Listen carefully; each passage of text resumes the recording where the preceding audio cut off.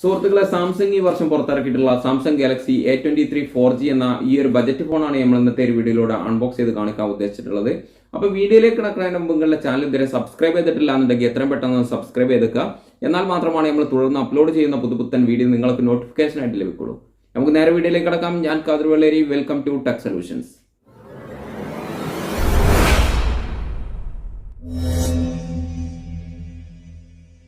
അപ്പോൾ സുഹൃത്തുക്കളെ, നമുക്ക് ഗാലക്സിൻ്റെ A23 എന്ന ഈ ഒരു ഫോൺ അൺബോക്സ് ചെയ്യാം. അൺബോക്സ് ചെയ്യുന്നതിൻ്റെ മുമ്പായിട്ട് നമ്മൾ ഈ ഒരു സാധനത്തിൻ്റെ പുറത്തുള്ള കാര്യങ്ങളൊക്കെ പരിശോധിച്ച് നോക്കുകയാണെന്നുണ്ടെങ്കിൽ ഈ ഒരു സൈഡിലായിട്ട് നമുക്ക് ഗാലക്സി A23 എന്ന് കാണാൻ പറ്റുന്നുണ്ട്.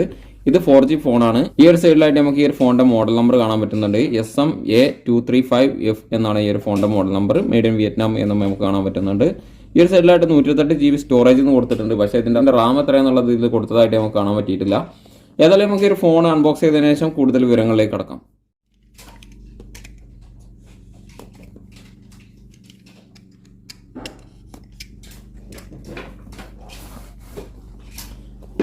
അപ്പോൾ നമ്മൾ ഈ ഒരു ഫോൺ അൺബോക്സ് ചെയ്തപ്പോൾ ആദ്യം തന്നെ നമുക്ക് കാണാൻ പറ്റിയിട്ടുള്ളത് ഒരു വെൽക്കം പാക്കാണ്. ഈ ഒരു പാക്ക് ഒന്ന് നമുക്ക് പരിശോധിച്ച് നോക്കാം.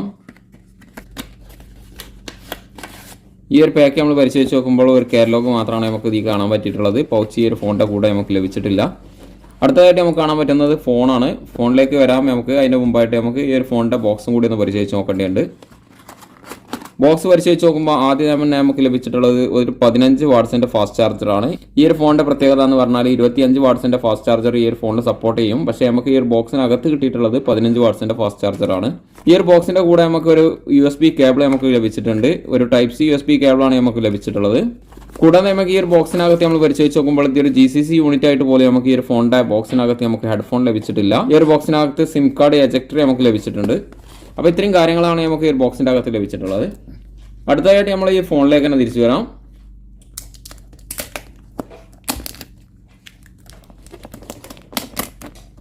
ഈ ഒരു ഫോൺ ഒറ്റ നോട്ടത്തിൽ നമുക്ക് നോക്കുമ്പോൾ ഏകദേശം ഈ ഒരു സൈഡൊക്കെ ചെറിയ ഡിഫറൻറ്റ് ഉണ്ടെന്നുണ്ടെങ്കിലും ഇതിൻ്റെ ഒരു ക്യാമറ ഡിസൈനൊക്കെ കാണുമ്പോൾ ഗാലക്സി A52ൻ്റെ അതേ ഒരു ഡിസൈനിങ് ആയിട്ടാണ് നമുക്ക് ഒറ്റ നോട്ടത്തിൽ തോന്നുന്നത്. ഹെഡ്ഫോൺ ജാക്ക് ഈ ഒരു ഫോണിൽ ഉൾപ്പെടുത്തിയിട്ടുണ്ട്. ഒരു മൈക്രോഫോൺ നമുക്ക് ഈ ഒരു സൈഡിലായിട്ട് കാണാൻ പറ്റുന്നുണ്ട്. ഒരു Type-C ഇൻപുട്ടും അതോടൊപ്പം തന്നെ സ്പീക്കർ ഗ്രില്ല്. ഈ ഒരു ഭാഗത്തായിട്ട് നമ്മൾ പരിശോധിച്ച് നോക്കുമ്പോൾ ഫിംഗർ പ്രിൻറ്റോട് കൂടിയിട്ടുള്ള പവർ ബട്ടണ്, അതോടൊപ്പം തന്നെ volume up and down button. മുകൾ വശത്തായിട്ട് ഒരു നോയിസ് ക്യാൻസലേഷൻ മൈക്ക് നമുക്ക് കാണാൻ പറ്റുന്നുണ്ട്. ഈ ഒരു സൈഡിലായിട്ട് സിം കാർഡ് ട്രേയും നമുക്ക് കാണാൻ പറ്റിയിട്ടുണ്ട്. സിം കാർഡ് ട്രേ നമ്മൾ പരിശോധിച്ച് നോക്കുമ്പോൾ 2 സിം കാർഡും ഒരു മെമ്മറി കാർഡും നമുക്ക് ഒരേ സമയം ഉപയോഗിക്കാൻ പറ്റുന്ന രീതിയിലാണ് സിം കാർഡ് ട്രേ കാണാൻ പറ്റിയിട്ടുള്ളത്. അടുത്തതായിട്ട് നമുക്ക് ഈ ഒരു ഫോണൊന്ന് ഓപ്പൺ ആക്കിയതിനു ശേഷം കൂടുതൽ വിവരങ്ങളിലേക്ക് കടക്കാം. സുഹൃത്തുക്കളെ, അപ്പോൾ ഞാൻ ഈ ഒരു ഫോൺ കംപ്ലീറ്റ് ഓപ്പൺ ആക്കിയിട്ടുണ്ട്. ഓപ്പൺ ആക്കിയതിനു ശേഷം ഞാൻ ഈ ഒരു ഫോൺ കംപ്ലീറ്റ് ചെക്ക് ചെയ്തു. അപ്പോൾ ഈ ചെക്ക് ചെയ്തതിൽ നിന്ന് എനിക്ക് കിട്ടിയിട്ടുള്ള കുറച്ച് വിവരങ്ങളാണ് നിങ്ങളോട് ഞാൻ ഷെയർ ചെയ്യാൻ പോകുന്നത്. ആദ്യം തന്നെ ഈ ഫോണിൻ്റെ ലുക്കിനെ പറ്റിയാണ് എനിക്ക് പറയാനുള്ളത്. ഈ ഒരു ഫോണിൻ്റെ ലുക്ക് എന്ന് പറഞ്ഞാൽ ഒറ്റ നോട്ടത്തിൽ നമുക്ക് ബാക്ക് സൈഡൊക്കെ കാണുമ്പോൾ ഗാലക്സി A52ൻ്റെ അതേ ഒരു ഡിസൈനിങ് ആയിട്ടാണ് നമുക്ക് തോന്നുന്നത്. ക്യാമറ ഡിസൈനിങ് ഒക്കെ കാണുമ്പോൾ അങ്ങനെ തന്നെയാണ് തോന്നുന്നത്. പക്ഷേ ഈ ഒരു ഫോണിൻ്റെ തിക്നെസ് എടുത്ത് പറയേണ്ട ഒരു കാര്യമാണ്. തിക്നെസ് വളരെ കുറവാണ്. A52നെ അപേക്ഷിച്ച് നോക്കുമ്പോൾ ഈ ഒരു ഫോണിൻ്റെ തിക്നെസ് വളരെ കുറവ് തന്നെയാണ്. വെറും 8.4 mm മാത്രമാണ് ഈ ഒരു ഫോണിൻ്റെ തിക്നെസ്.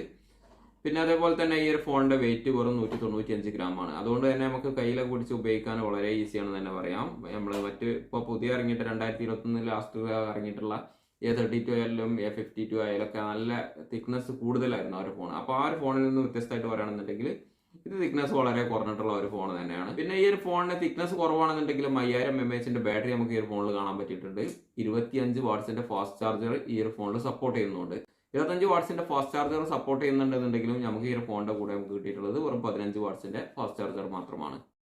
പിന്നെ ഞാൻ ഈ ഒരു ഫോൺ ഓപ്പൺ ആക്കിയതിനു ശേഷം ഞാൻ ഈ ഒരു ഫോണിൽ ഫിംഗർ പ്രിൻറ്റ്, ഫേസ് ലോക്ക് എന്നീ കാര്യങ്ങളൊക്കെ സെറ്റ് ചെയ്തിട്ടുണ്ട്. ഫിംഗർ പ്രിൻ്റ് ഒക്കെ ചെക്ക് ചെയ്തിട്ട് അത്യാവശ്യം തിരക്കിടില്ലാത്ത രീതിയിൽ തന്നെ ഈ ഫിംഗർ പ്രിൻറ്റ് വർക്ക് ചെയ്യുന്നുണ്ട്. ഇനി നമുക്ക് ഫേസ് ലോക്കും കൂടി ഒന്ന് പരിശോധിച്ച് നോക്കാം.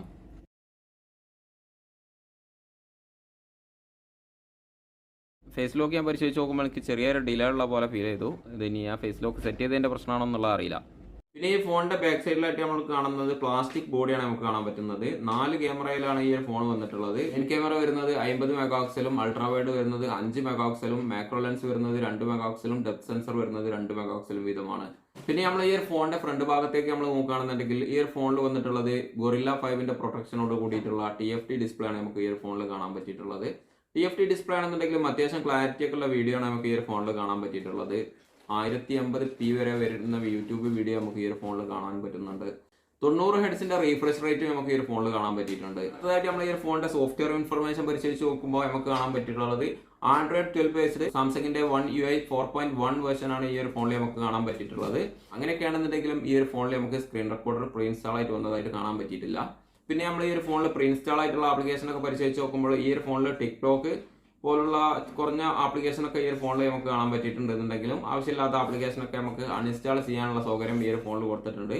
പ്രത്യേകിച്ച് ശ്രദ്ധിക്കുക, അഡീഷണൽ ആയിട്ട് വന്നിട്ടുള്ള ആപ്ലിക്കേഷൻ മാത്രമാണ് അൺഇൻസ്റ്റാൾ ചെയ്യാൻ പറ്റുക. കമ്പനി തന്നെ കൊടുക്കുന്ന ആപ്ലിക്കേഷൻ നമുക്ക് അൺഇൻസ്റ്റാൾ ചെയ്യാനൊന്നും പറ്റില്ല. അടുത്തതായിട്ട് ഞാൻ ഈ ഒരു ഫോണിന്റെ നോട്ടിഫിക്കേഷൻ പാനൽ ഞാൻ പരിശോധിച്ച് നോക്കുമ്പോൾ എനിക്ക് കാണാൻ പറ്റിയിട്ടുള്ളത് സാധാരണ എല്ലാ ആൻഡ്രോയിഡ് ഫോണുകളിലും വരുന്ന മിക്ക ഫീച്ചറുകളും ഈ ഒരു ഫോണിൽ നമുക്ക് കാണാൻ പറ്റിയിട്ടുണ്ട്. പ്രത്യേകിച്ച് പറയുകയാണെന്നുണ്ടെങ്കിൽ wifi hotspot, quick share, smart view, QR code reader, dark mode, eye comfort, nearby share തുടങ്ങിയ എല്ലാ ഫീച്ചറുകളും നമുക്ക് ഈ ഒരു ഫോണിൽ കാണാൻ പറ്റിയിട്ടുണ്ട്. അടുത്തതായിട്ട് നമ്മൾ ഈ ഒരു ഫോണിന്റെ പ്രൊസസറിനെ പറ്റി പറയുകയാണെന്നുണ്ടെങ്കിൽ 6 നാനോമീറ്റർ ടെക്നോളജിയിൽ വരുന്ന സ്നാപ്ഡ്രാഗൺ 680 4G ആണ് ഈ ഒരു ഫോണിൽ ഉൾപ്പെടുത്തിയിട്ടുള്ളത്.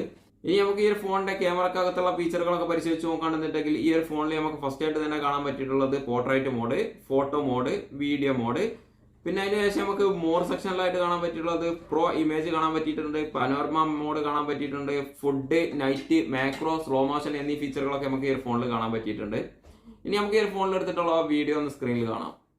സുഹൃത്തുക്കൾ, അതാണ് ഗാലക്സി A23 എടുത്തിട്ടുള്ള A23ന്റെ ഫ്രണ്ട് ക്യാമറയിൽ എടുത്തിട്ടുള്ള വീഡിയോ. 8 മെഗാപിക്സലിന്റെ ഫ്രണ്ട് ക്യാമറയുടെ ക്ലാരിറ്റി എങ്ങനെയുണ്ടെന്നുള്ളത് തന്നെ നിങ്ങൾ സ്വയം മനസ്സിലാക്കുക. ഞാനിപ്പോൾ എത്ര പറഞ്ഞാലും നിങ്ങൾക്ക് അത് മനസ്സിലാവില്ല. അപ്പോൾ നിങ്ങൾ തന്നെ സ്ക്രീനിൽ കണ്ടിട്ട് ഇതിൻ്റെ ക്ലാരിറ്റി എങ്ങനെയുണ്ട്, ഇതിൻ്റെ സ്റ്റെബിലൈസേഷൻ എങ്ങനെയുണ്ട് എന്നുള്ളതൊക്കെ സ്വയം മനസ്സിലാക്കുക.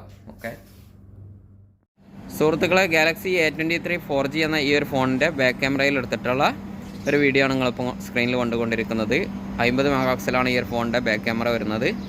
എങ്ങനെയുണ്ട് ഈ ഒരു ഫോണിൻ്റെ ക്ലാരിറ്റി എന്നുള്ളതൊക്കെ നിങ്ങൾ തന്നെ സ്വയം മനസ്സിലാക്കുക. അതിൻ്റെ ഒരു സൂമിംഗ് ഒക്കെ നിങ്ങൾക്ക് തന്നെ കാണാൻ പറ്റുന്നതാണ്. ഇപ്പോൾ 10x സൂമിലാണ് ഇപ്പോൾ കിടക്കുന്നത്. അപ്പോൾ എങ്ങനെയുണ്ട് ഈ ഒരു ക്ലാരിറ്റി എന്നുള്ളതൊക്കെ നിങ്ങൾ തന്നെ സ്വയം മനസ്സിലാക്കുക.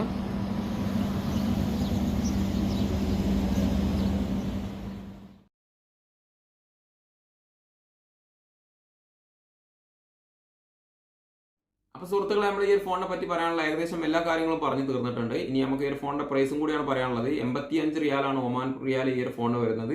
അത് ഇന്ത്യൻ റുപ്പിയിലേക്ക് കൺവേർട്ട് ചെയ്യുകയാണെന്നുണ്ടെങ്കിൽ 16,000 രൂപ മുതൽ 17,000 രൂപ വരെ വരാനുള്ള ചാൻസ് ഈ ഒരു ഫോണിനുണ്ട്. അപ്പോൾ ഇന്നത്തെ ഒരു വീഡിയോ നമ്മളിവിടെ വൈൻഡപ്പ് ചെയ്യാണ്. അടുത്ത വീഡിയോക്ക് വേണ്ടി ചാനൽ സബ്സ്ക്രൈബ് ചെയ്യുക. സാംസങ് ഗാലക്സി A13ന്റെ അൺബോക്സിംഗ് ഉടൻ വരുന്നതാണ്.